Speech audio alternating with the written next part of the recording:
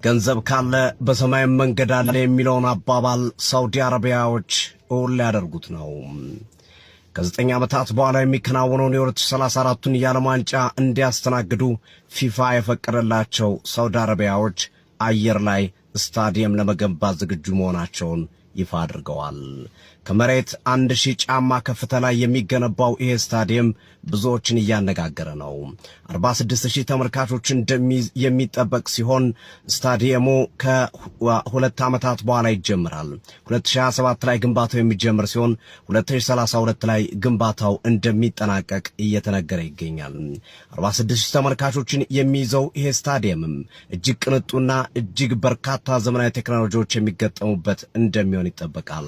ታዲያ ብዙዎች እየጠየቁት ያለው ጥያቄ ሰው ባንዴ 46000 ሰዎችና ተመልካቾችን ወደ ስቴዲየም እንዴት ማውጣትና ከስቴዲየሙ ደግሞ እንዴት ማስወጣት ይቻላል የሚለው ጥያቄ ነው። ሳውዲዎች ግን መልስ አላቸው። ተሽከርካሪ ረጅም ባቡር ስቴዲየሙ መግቢያ ድረስ በየበሩ መቆም የሚችል ባቡር አለያም ደግሞ በትልልቅ መኪናዎች በባሶች መንገድ ሊሰራ የሚችል ትልልቅ ሊፍቶችን እናረግበታለን፣ እሱ አያሳስባችሁ የሚል ሐሳባቸውን እያስቀመጡ ይገኛሉ። ሳውዲ አረቢያ በታሪክ ለመጀመሪያ ጊዜ አየር ላይ ስታዲየም በመገንባት ዓለምን ለማስገረም ተዘጋጅታለች። ዲዛይኑ ተጠናቆ ዲዛይኑ ይፋ ተደርጓል። የተለያዩ አስተያየቶችም እየተሰጠበት ይገኛል። እናንተስ ምን ትላላችሁ? ይህ ሐሳብ የሚሳካ ይመስላችኋል? ቢሳካስ እንደው ዕድሉን ብታገኙ እዚህ ስቴዲየም ላይ ተገኝታችሁ ጨዋታ መመልከት ትፈልጋላችሁ? እስኪ ሐሳብ ስጡበት።